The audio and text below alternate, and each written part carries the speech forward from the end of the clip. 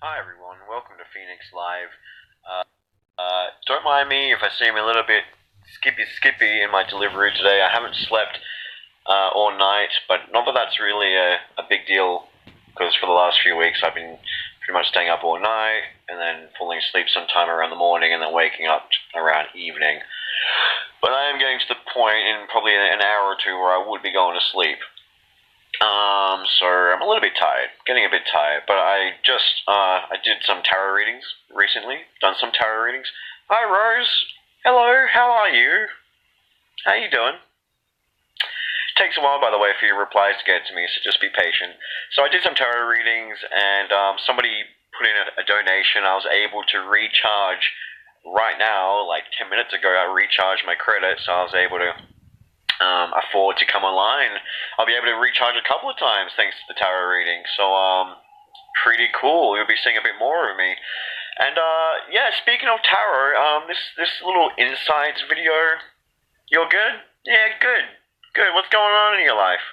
I'm gonna try. I do a lot of talks and stuff, and usually I'm giving a presentation and I'm on point, and trying to keep momentum up so we don't lose track. But I do want to make more of a consistent effort with actually talking with you guys, and when I have serious presentations, I'm going to be like totally just on point. But this kind of talk, it's not super crucial, so I'm actually going to, hi Kaiser, how you doing? Hey Christine.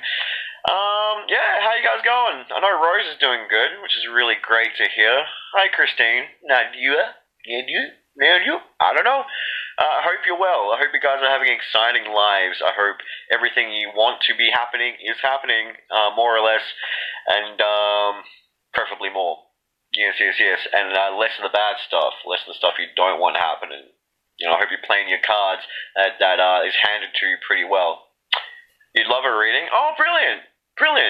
Well, after I do my video, I don't know, depending how tired I am, maybe later in the day I can do a reading for you. If that's okay, Christine. But speaking of tarot, I'm quite surprised doing now for about 6 weeks to 2 months here and there tarot reading videos, and there's not as many people, Christians in particular, going on at me about how it's evil and how it's falling for Satan and doing the devil's work and all this kind of superstitious nonsense. I've had a few people, though. I've had a few people say something here and there, not that many. That guy broke your heart? Oh, really? No, I'm so sorry to hear that. That really sucks. Dude, are you okay? I hope you're well. Message me if I need someone to talk to. If you want to have a chat with Fifi for a bit of comfort, I'm right here for you, love. I'm really sorry to hear that. But yeah, a few people have mentioned that my readings, the tarot I do is like the devil's work, and it just got me thinking. I wonder how many people there are that have seen what I do or seen my links that I post up, and just shook their head in disdain, like, that man doing that evil stuff, shenanigans. And I thought, I'm gonna clear the air. Yeah, good, Christine. Good, surely. I'm gonna clear the air and explain. Firstly, that my dudes, tarot reading, just like any other form of divination, is not evil. Just because the Revised Bible, even the original Bible, says it's evil, and you got to remember, if it was written in bloody English, then all of it's been revised, okay? Because the original was in Hebrew, all right? And you can't take it all as gospel. Funny enough, because, a lot of it has been twisted, and a lot of things have been added, interpreted different ways, and a lot of it's just been for the sake of control and propaganda and indoctrination to make society more susceptible and malleable for control, basically, to be easier controlled and shaped. So, for example, the Bible will say, do not worship the sun, do not worship the earth. But then again, all of the ancient religions, all of them, including Jesus, and all the way from Jesus to Mithra to Horus, and about 30 other plus different deities, they all represent the sun. Literally, all of them, from Horus, born December 25th, 12 disciples, walked on water, performed miracles, healed the sick, died and resurrected. That was Horus, all the way to Jesus. The exact same attributes. It's all about the sun. It's all allegorical symbology for cosmology, for our cosmos, for planets and stars and stuff. Yet the Bible, it's all about this Horus character. Sorry, that Jesus. I get them so confused so easily. It pretty much says you cannot worship the sun, cannot worship the earth, can't represent Mother Gaia.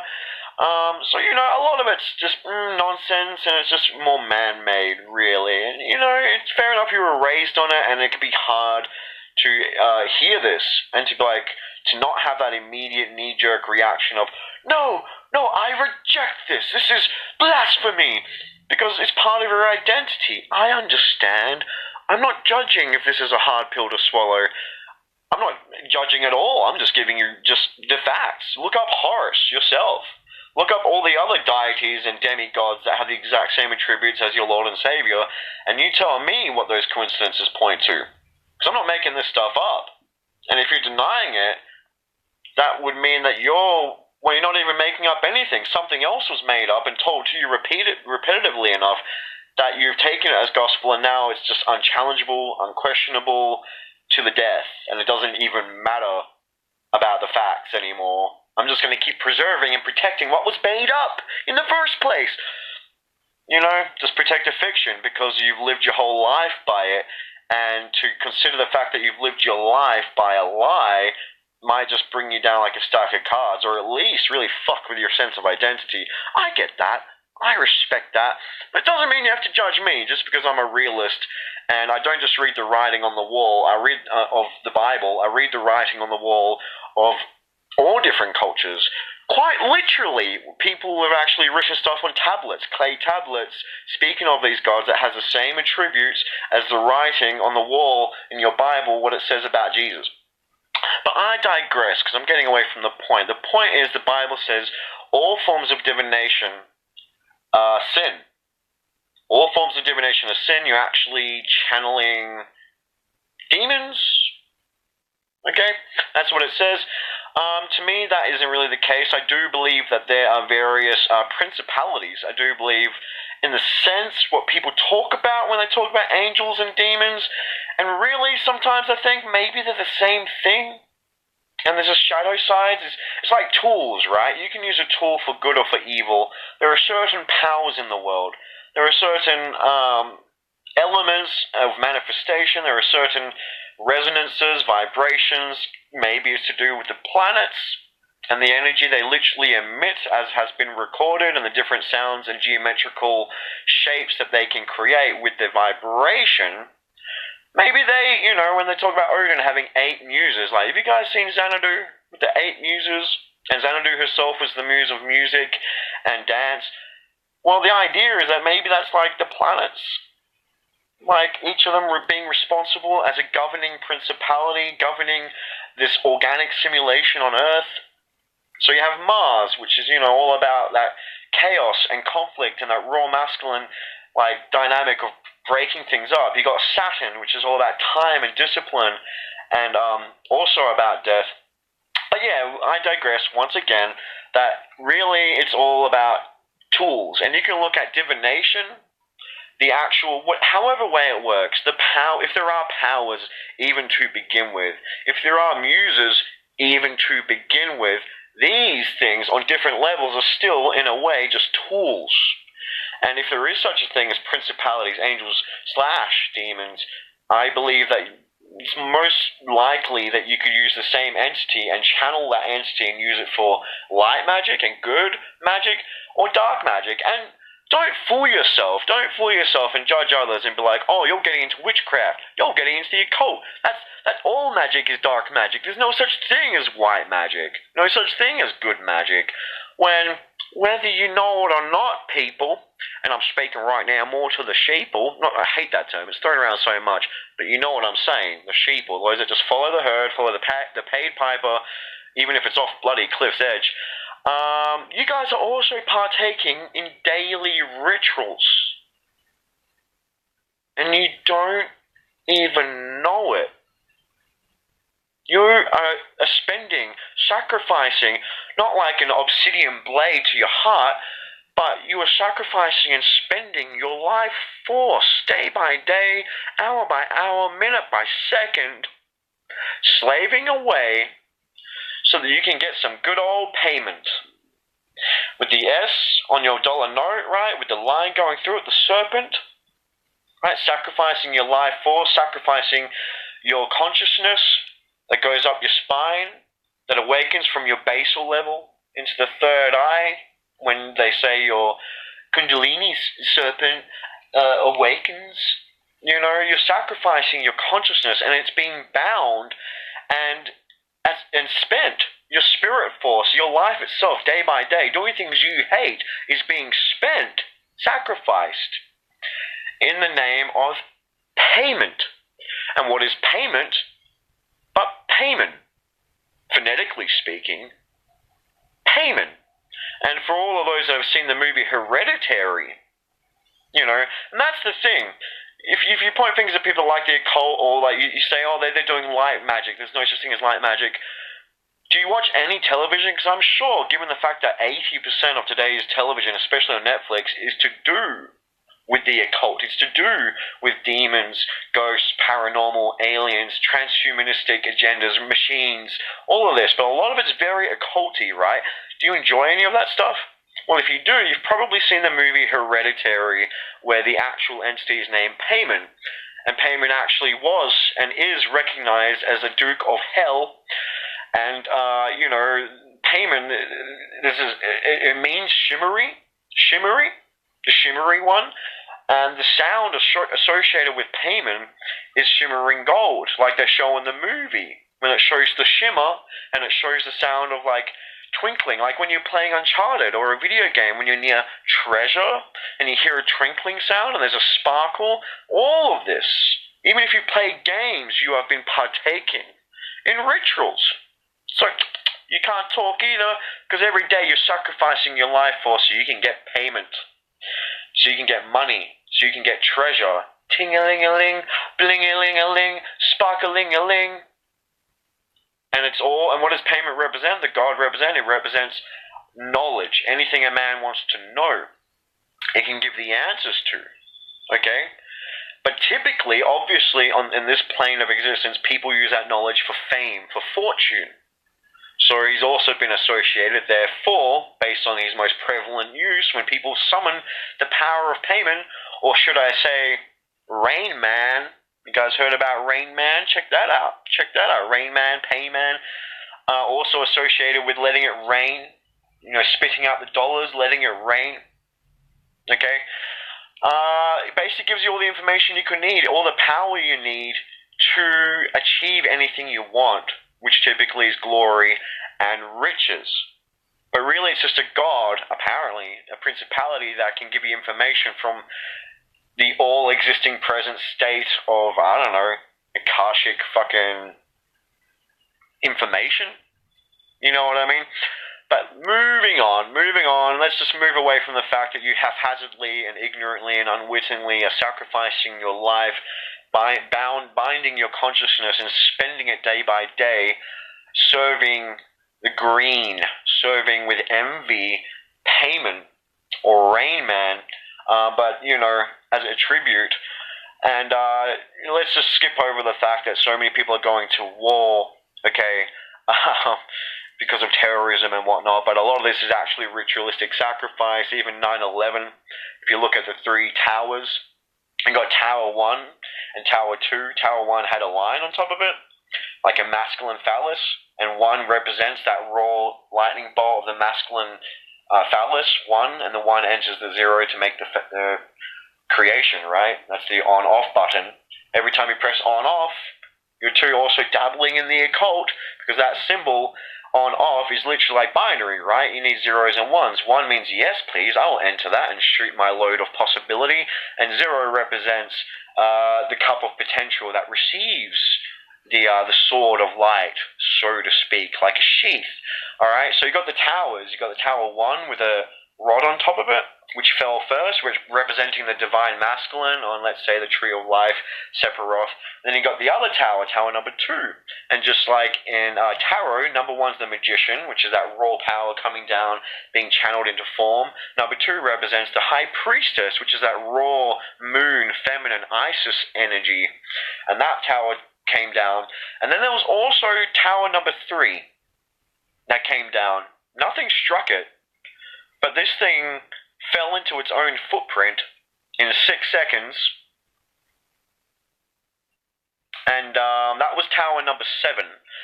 And basically that tower, what was in tower number 7 about? 7, oh yeah, if you take the number 7 plus 2 plus 1, which are the numbers of the 3 pillars that fell, you got the number 10. Okay?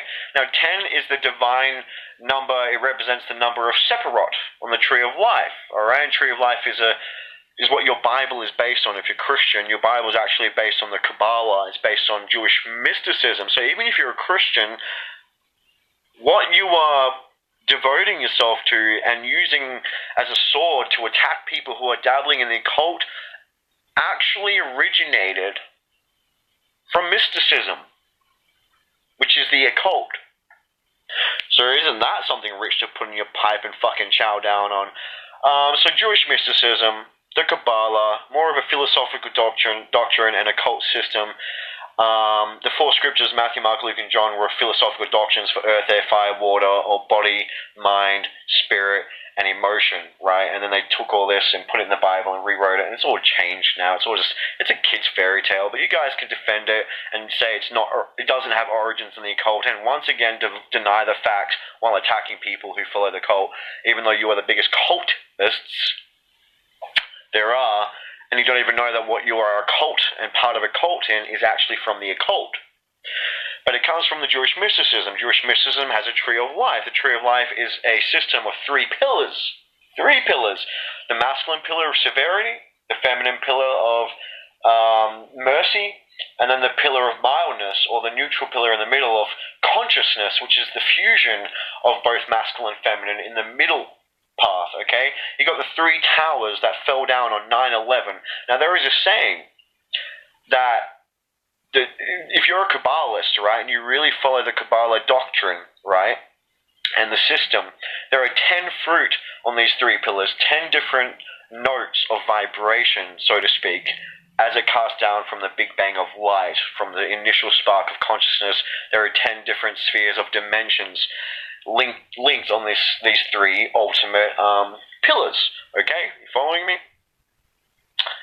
And basically, they say that the Kabbalah is 10. There are 10 fruit.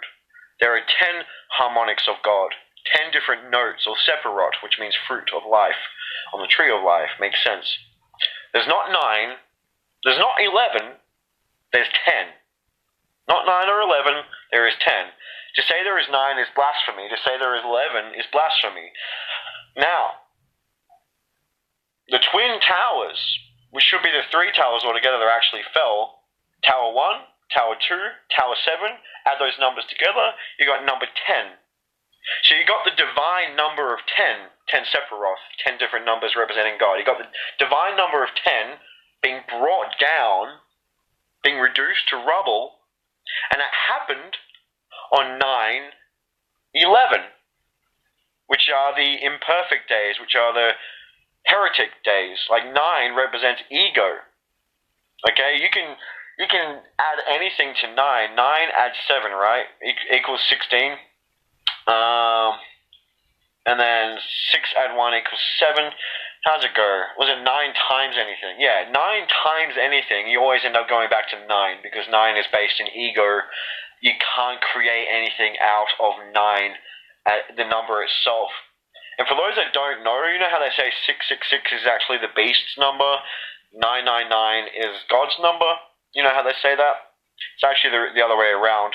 If you look at the magical square, and I'll go into all the other points I'm talking, but I'm giving you a little bit of some pretty basic occult information, but this is more rooted, I mean, it's probably important to mention this, all of this is rooted in numerology and geo, Earth, or geometry.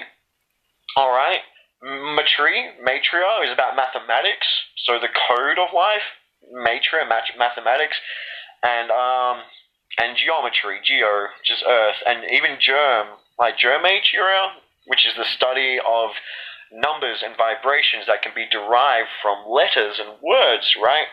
So it's all about symbolism, basically, of earth and mathematics, and combined, you get geometry, all the different shapes, all the different arrangements of mathematics expressing itself through earthly forms, through earth, air, fire, and water. That's how you get geometry.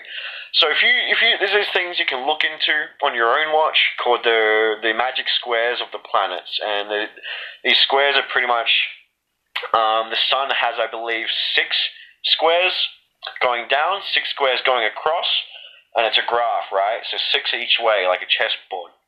That's our sun's magic square, and each one has a number in it, different numbers. And the thing that makes it magic, that it doesn't matter if you go horizontally or up, diagonally, okay? Whenever you add the numbers up, it always ends up equaling 111.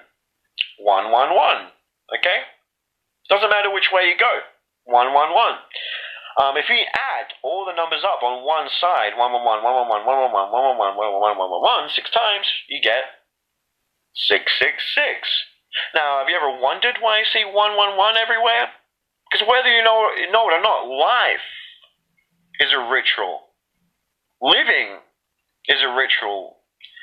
Subjective interpretation and experience itself is a ritual. Because I might use tarot cards, I might use physical tools that I hold in my hand, objects with symbolism, and use them to derive meaning, to divine meaning from the divine crown of knowledge and will. But you must understand that just because these things I'm holding are physical, that's not all that makes it divining. That's not all that makes it a tool for me to extract information and bring into sight, to bring into a visual medium that allows me to interpret meaning. Because that's what tarot is. It's a visual medium, just like runes, just like any form of divination. It's a visual medium that allows one to interpret the will of God or the will of reality, right? Whatever one focuses on. You also have to understand the power and the meaning of language. Words. The words that we think, the words that just come to mind. They're not cards held in our hand per se. They're not external symbols.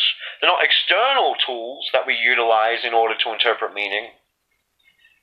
But they are still symbols. They are still tools. They're just internal.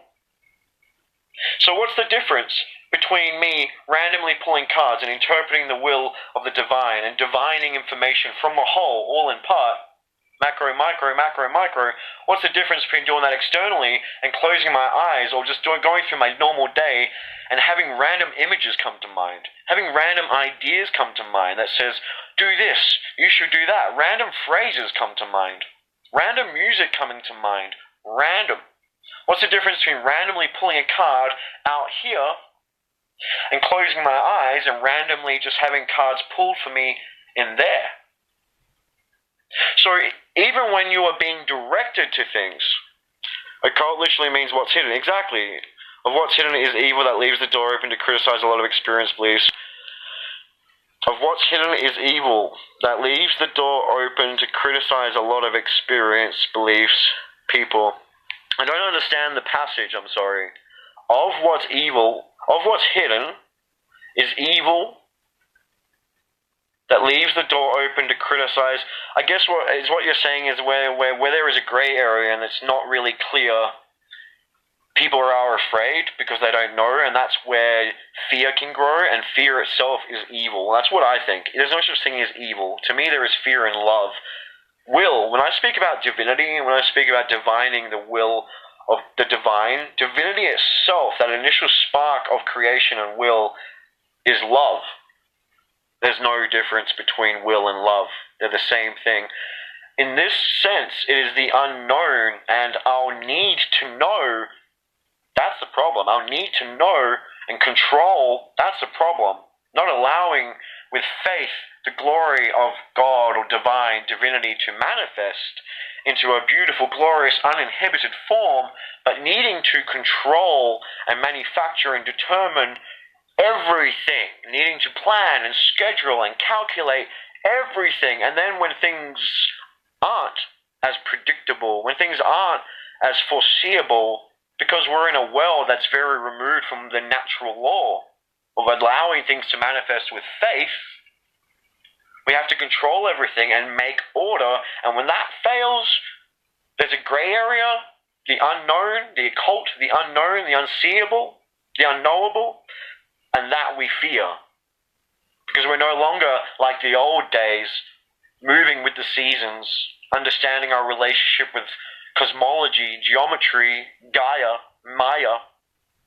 But now we're lost, needing to know, and therefore we'll buy into a bunch of lies in a book that's based on the occult, telling us what is, that's all lies, when the truth is actually hidden out of sight.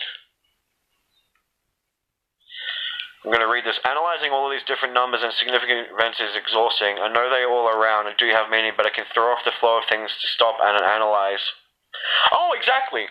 Well, right now, like, naturally, how this would apply is, you know, it's like school. When you go to school, it stops the flow of you doing what you want to do. You don't go out with your friends. You don't have fun. You don't really enjoy life, and you can't really be creative. You can't be productive. It's all about that initial phase of sitting down, doing the hard chore-ish activity of learning something, right? But once you've learned, once you've sat down and sacrificed playtime, productive time, once you've invested time learning something, it's not like now when I see 111, I've got to I'm just explaining this to you guys. So you're in the position now where if this is new to you, it would seem rather chore-ish. And right now you'd be thinking, maybe if it's new to you, you'd be thinking, oh, this is all too much to really focus on and to make sense and apply to reality. But once you have done this for a while, whatever it be, whatever field you really want to advance your understanding is, once you understand it and you've taken that tool from out there and you've incorporated it into here, you get to the point where I'm at, where a lot of this stuff I just see and understand. Just like a software that's took a while to download and properly install. It took a while to install this software of knowledge, software of understanding. But once it's installed, the way that you see, it's like when you apply a new graphic filter in a game, it takes a while for it to install. It means you can't play the game for a bit. It is distracting, but then once it's installed, it allows you now to move up, not just forward and back. Or it allows you to see things because you've adjusted the graphics that you didn't see before naturally as you're playing the game. So really the occult, it's about using the unseen, using the mathematics, using the code that's in the unseen to further your understanding of the fundamental unseen laws of the universe. You don't have to understand everything. I'm just fascinated by this stuff, so I look into it, and it seems complicated explaining it. It's nowhere near as complicated when I'm just aware. When I'm just playing my game and all of these graphic card filters and all of these laws in the game have been installed. For me, it affects my ability now. It enhances and expands my ability to get so much more meaning out of so much less. Kind of like seeing oceans and puddles.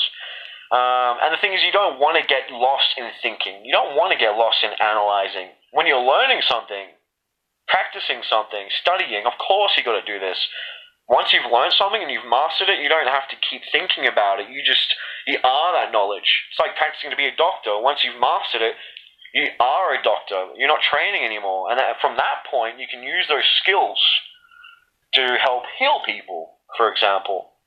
In the same sense, we act on love or fear, exactly. In the same sense, if you understand the dynamics of nature, the law of nature, the law of the divine feminine and the divine masculine, if you understand what it means to be awake versus what it means to be asleep, and to acknowledge that we are always somewhere in the middle, Because we are one part ritual and occult ritual. We, or I, as identity, as self, I am one part hidden. I am one part occult. I am one part ritual, whether I know it or not. And really I should be pointing to my right brain and my left eye when I say I am one part hidden. Alright? And I am also one part known. Because the right eye, left brain, active arm, this knows everything very much. This takes control. This sees the order in the world. This side, not so much. Like, it sees the bigger picture, but it misses the details. But it understands the essence in things. This side, and it's not even about sides, that's just more allegorical as well. But there are two components fundamentally to how your brain works. Masculine, feminine, logical, creative, so philosophical, artistic.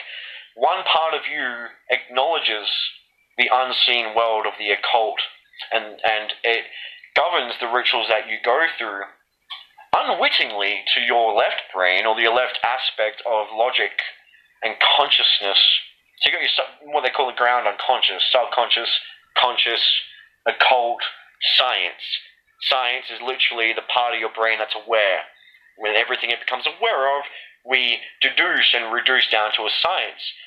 But the other part of your brain that gives meaning to all of this and senses the abstract outside of the box, so to speak, where it's timeless and everything is connected, is just very different. It's very different. Yeah, it's like riding a bike, exactly. Psychology, yeah. So you got science and then you got art, really. And I would say that the occult is nothing more than art. I would say that when we are drawing, I would say that when we are writing lyrics, when we are making a song, whether we are writing a script for a film, okay, or performing something, ad-lib, improvising, I would say that quite often we experience and we observe, in our timeline at least, what people have called predictive programming. Like The Simpsons, for example, where people have depicted things in stories, and then it happens later on, and people are like, what the hell? And it's like, they call it predictive programming, and sometimes I think it is predictive programming. Sometimes I think that they already have various systems of control that govern the world, have ideas of what they want to see occur and manifest on our plane. So they plan all these things as solutions, and then they pretty much train us in our psychology to go on these cycles of certain behaviors and attitudes and ways of thinking and perceiving. And eventually, once we keep being trained on these cycles, certain forms of chaos and problems will result. Ones that have been deliberately seeded into our consciousness results.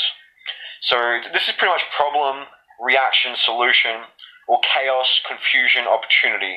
They deliberately create chaos, and then after the chaos, after the problem that they manipulated us to create by setting everything up accordingly and incepting these ideas into our consciousness, this problem arises, and then there is confusion. Then there is the reaction of the public to the problem, to this big event that's happened, or to this massive crisis. And then they come in presenting the solution, or taking the opportunity out of confusion born from chaos that they started feeding. They propose a solution. See? Chaos, solution, you like that? They provide the solution that ends up actually being the next problem, the beginning of the next problem, and ends up being what they wanted to implement and see come into manifestation all along. And this is a form of actual kind of magic, magic craft, because they understand that life is art, and art comes from a place that is unseen. Inspiration comes from a place that is unseen. Back in the day, they used to say with people performing opera that you see these moments where these performers would have God themselves shine through them. And it was glorious, and everyone would just stand up and applaud the glory of the Lord as manifested through the instrument of the opera singer, through the medium, the performer. Back then they saw inspiration as being an entity. They saw it as being literally a muse. Like when Zeus had 8 muses, okay? Hence music. Music is something that moves us.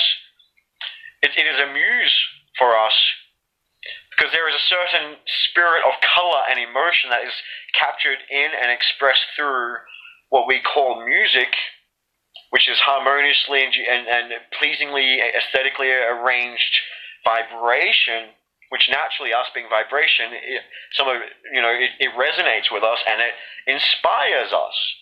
Or if we're angry, we listen to death metal, angry music, it matches our frequency and cancels us out and makes us feel relieved, right? Because it's music. Alright, so there's energy is the idea here, that they used to view inspiration as energy that comes through us from a muse, which they at the time believed was spirits. Okay? And this is what you have to understand, that life is one part occult. There's nothing evil to it, but people can use the unseen and they can create death metal and pictures of destruction, or they can create Enya and beautiful inspirational paintings, you know. They plant the idea either through television or other ways, yep. The more of us that focus on the idea, the manifestation occurs in their favor, and then they come in providing the solution to the problem they deliberately encouraged. And this is the thing, like, first I was proposed to these ideas that you just delivered to me very aptly and concisely, and it took me a while to understand, but once I did, I started really seeing it everywhere, and now I can foresee things before they occur. I can see things that are hidden out in plain sight, so to speak, because I understand the strategy of our masters. And you'd be fooling yourself if you start laughing and saying, this guy is speaking about they and them and masters and sheeple. If you truly believe that we aren't ruled by some overseers that are very well connected and meet in secret once a year, Bohemian Grove is just the tip of the iceberg, people. The Freemasons, the Illuminati, which isn't even a secret anymore. These guys are online. Their presence has never been more obvious than ever, actively recruiting people because they already primed consciousness starting from the 60s, starting from when television was possible, when comics were made. They primed us, children, to be receptive to the occult, to witchcraft, to magic, all right? To the idea of chimeras and crossbreeding of different entities, the idea of demons and the use of magic stones and the use of deities and gods. We've been primed to all of this since we were kids, especially witchcraft. I remember in primary school, I was only like, 9, 8 years old. I remember I had some friends and I wanted to play witches with them. Like, we're all witches doing spells. Bit of a joke. But, it just goes to show, and even now, same thing, everything's centered around vampires and zombies and all these things raised from the dead, which is voodoo magic. There actually is this substance that is made in Haiti, a mixture of all different things, including avocado peel, I think. And, basically, there is such thing as real-life zombies. And that gives people necrosis and pretty much renders them as if they're dead, but still alive, and then they can be used they'd bury these people, and then they'd be literally dug up by somebody who bought them, and then they'd use them as slaves, as drones, and there's actually a powder, read up on it, it's called zombie powder, basically, or something else, some other powder, but look up zombie powder, Haiti, and that's the thing, they bring in these concepts into media. Hi Jennifer, how you doing, by the way?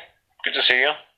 They're bringing these things into television, popularizing it, zombies, vampires, alright, cannibals, alright, even ghosts, demons. Now, what is the one thing they all have in common? Zombies, vampires, demons, ghosts, even aliens sometimes as depicted. They all feed off, and even machines like in the Matrix, so that's 5 or 6 examples, alright? They all feed off humankind. Whether it's eating the brains, whether it's sucking the blood, whether it's sucking the fear as a ghost, feeding off fear, or sucking out the soul as a demon, whether it's the machine using the life force as a battery, they all feed off humanity. So that's the reoccurring theme in the most popular of themes. All of them. Werewolves, vampires, zombies, witches, voodoo. It's all about feeding off humanity in order to empower itself, which is exactly what the system itself is doing. It's kind of what those who created these images that we've been flooded with. And now, 20, 30 years later, after these children have grown up, they're being indoctrinated into these cults, the Illuminati, very openly. They used to be a secret society. They don't need to be so secret anymore because it's no longer a shock to our senses. People have been primed for this. They've been fed and accepted the idea, and now the problem is following the law of the family. The problem is following the law of the Lord. Or fuck the law, because that's brainwashing. But following the law of, they deliberately turn religion inside out and on its head, so that you divide it into two people. On one side, you got foolish, delusional idiots that the government knows they can control, and everyone else is just going to disbelieve and laugh at. And on the other side, you got people who will completely cast aside all notions of spirituality and religion. All right, they will spit at the notion in favor of embracing science, sucking the cock of technology. So it creates a divide, misleading those that want spirituality down a path of the Bible, religious indoctrination and control, and subservience, all right? And then creating the other half that's completely casting it out and disconnected from source. And those other half, that half, instead of being part of a cult of religion, become part of a cult of the occult, the Illuminati preferably, which is all about what Aleister Crowley said, do what thou wilt. And that's what they've been saying since Rolling Stones back in the day, since the Beatles, since the hippie phase in the 60s, 70s, where they would say, do what you will, man, do what you want. That was pretty much their mantra, do what you want, which was inspired by Dennis Leary, which was linked with Aleister Crowley, which was linked, he's the one that came out with do what thou wilt, which is linked with the idea of Satanism or Luciferianism, but Luciferianism is nothing but the pentacle of life, and the pentacle is the fifth element at the top of the four aspects of earth, air, fire, water, the elements of existence. The fifth element, like the movie, the fifth element is willpower itself, because we have the will to arrange all of these elements any which way we will. If you will it to be, it will be. If you will it to be, it will be. They turned that pentacle on its head. Alright, so we are upside down. So this represents the satanic and the darker aspect of control, of willpower. And you see that symbolism everywhere. You worry for the children, they are extremely influenced today, 10 times more than we were in our childhood days. It's inescapable. It's absolutely inescapable how this stuff has really leaked its way into, quite insidiously, all forms of media, music, comic, cartoon, toys, movies, Marvel even, all these comic-based movies, which I love watching. And that's the thing, I think it's okay, like, what we observe, what we watch, what people don't understand is we do have these two hemispheres, and they have done tests where they have separated the left and right hemisphere. And they've asked someone to hold something in their left hand, and then to say, what are you holding? And it will say, I am holding nothing.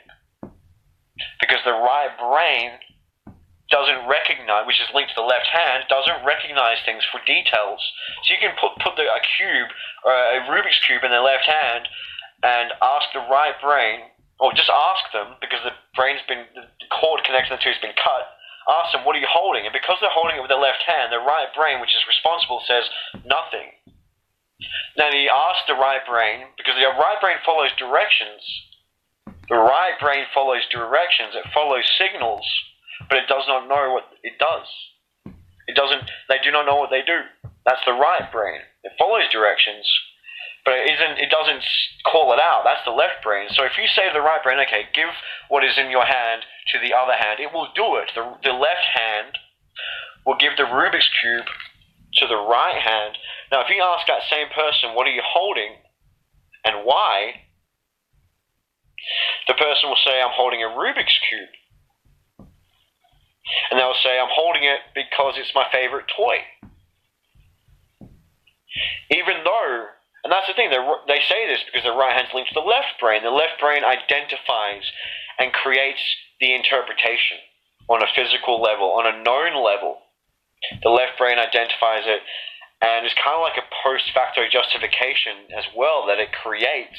So even though you're holding the Rubik's Cube because somebody actually gave it to you in your left hand and then told your right brain to pass it to your right hand, your left brain will still say, oh, I'm holding this because it's, and it will come up with a meaning. It has to. The left brain literally is the brain of diagnostics. It has to diagnose and create an answer, whereas the right brain is more about the questions or following directions that puts you on the quest that you're on, the question.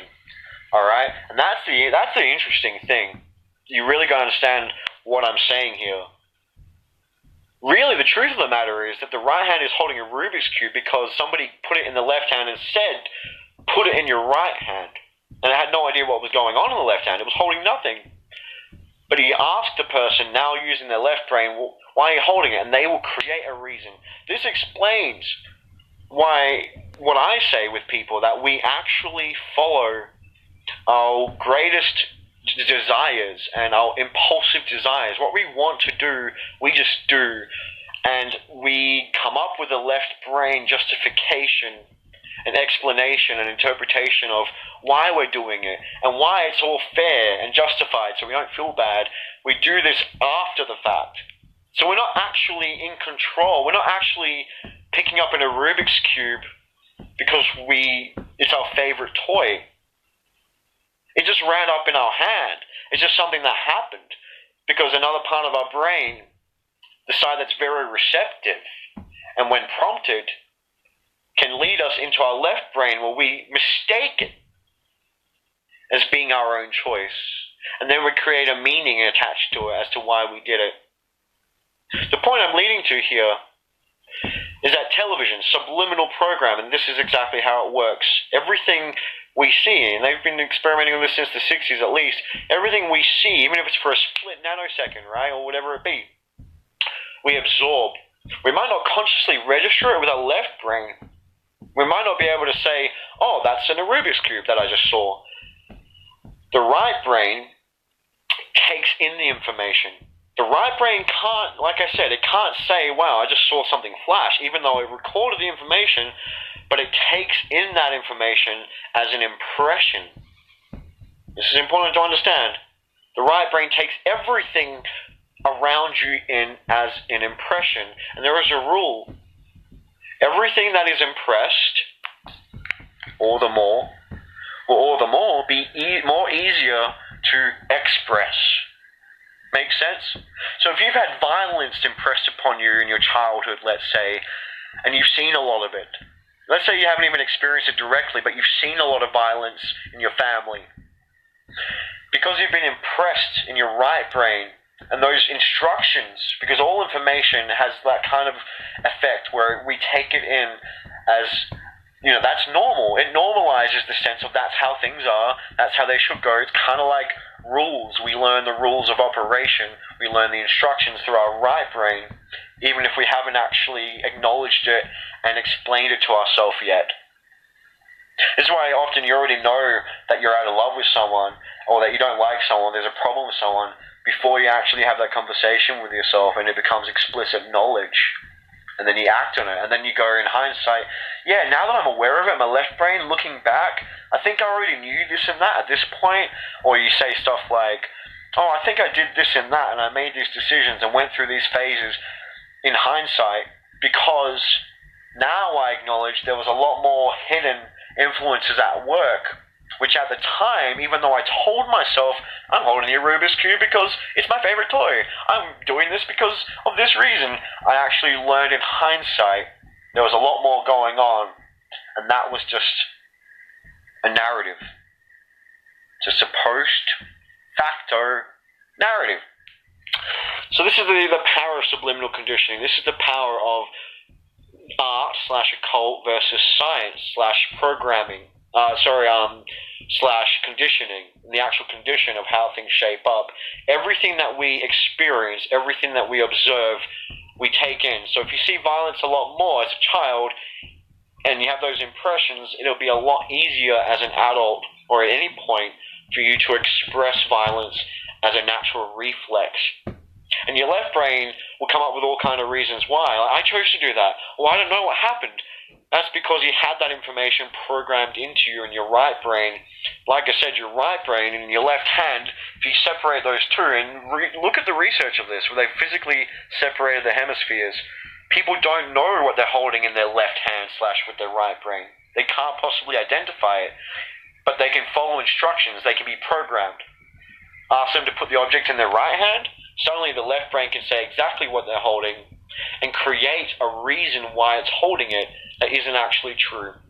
Because that's the job of the left brain.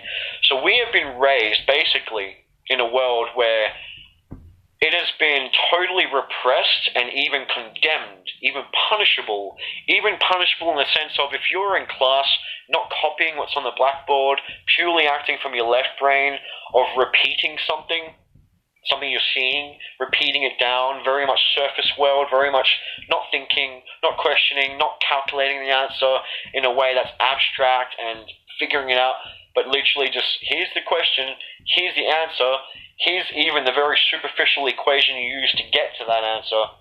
If you don't do that, they send you to the doctor, they give you dexamphetamines, they say you got a problem, that you're attention deficit disorder or something of the like. Which to me is just somebody who's more in their right brain. They actually want to get hands-on. They want to get creative. They want to learn something true and not just copy something and regurgitate it and copy, look, cover, write, check. They give you drugs that makes you pretty much, it's like legal speed for children. As of 4 years old and up, I've heard that people have been given this, or 6 years old.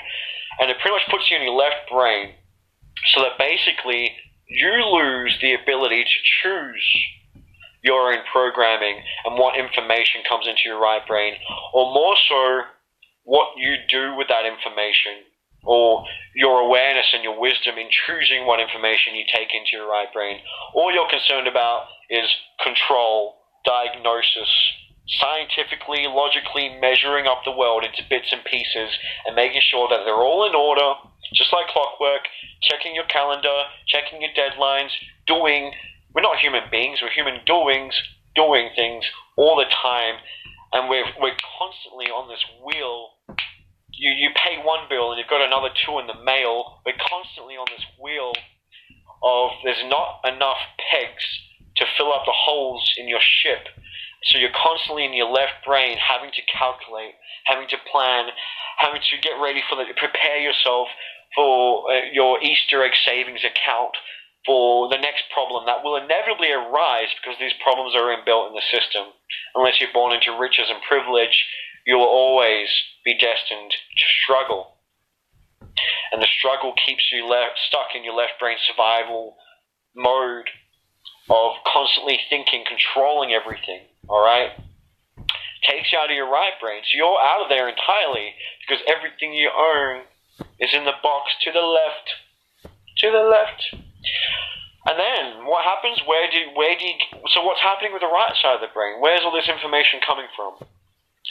Well, it's coming from your television. It's coming from the cinema screens. It's coming from your magazines. It's coming from your comic books. It's coming from your radio, from your mobile phones, from the news reports, the articles.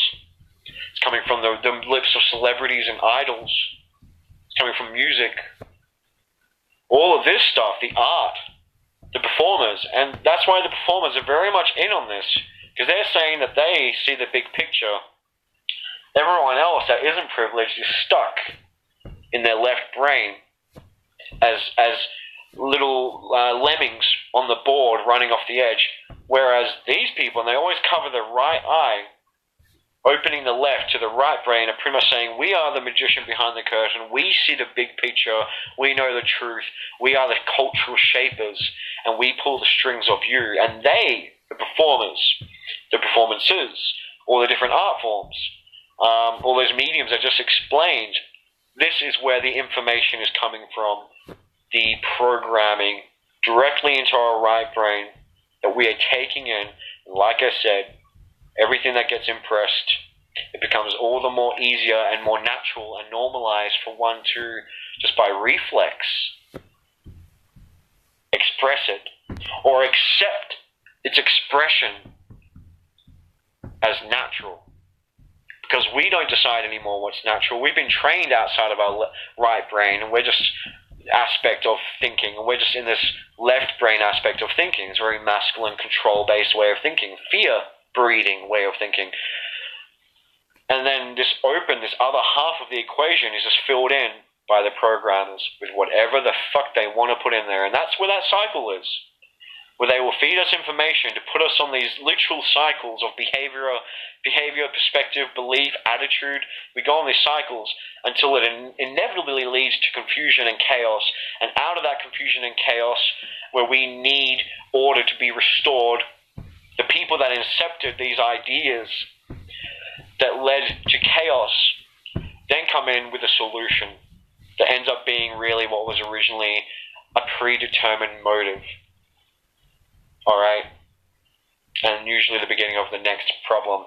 And generally this all revolves around basically removing mankind's capacity to use our own will to control these elements, to create our own world, our own life, our own destiny, our own dream, our own maya, as we will it to be. And instead they, promote division through thou what thou wilt, be selfish, be hedonistic, be nihilistic. It doesn't matter what you do because there is no God and everything is random and everything's disconnected and who cares, there's no consequence, so do what thou will. When in fact the opposite the truth is far from that, and it's complete opposite of that everything is connected, everything impacts everything. We all share consciousness. Consciousness is contagious. So no wonder we see the world collectively entering this downward spiral into fear and madness. Because we have eaten up, like Oliver's gruel, all the wrong information in the right, and all the equally confusing information that's left on the left. And that is fucking witchcraft of the worst degree. Using tarot externally or divination, these are just tools. Just like ideas, concepts that we see through screens, hear through lyrics, read through articles, concept news. These are also tools. And those are the blasphemers and the heretics that are using their fear-mongering news reports, their nihilism, hedonistic, inducing and destruction promoting lyrics and action displays and performances. These people are using symbolic references in order to force you unwittingly to normalize, identify with, to normalize and express, once it's been impressed, to express violence, destruction, nihilism, a belief in meaninglessness, and hence leading meaningless lives and trying to fill in that gap, therefore, of the soul with materialism, which keeps you on the wheel and keeps you bound like a snake on a tree that never actually rises and actualizes and stays at the base level of the square, never encompassing truth, but being stuck on the base level, stuck inside the box. And you do become everything that is owned to the left.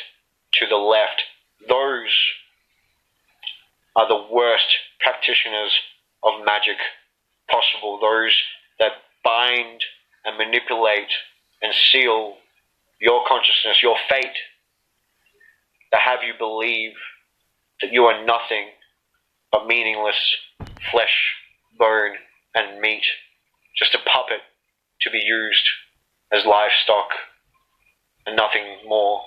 And it's okay, because that's the way it is, and nothing else matters.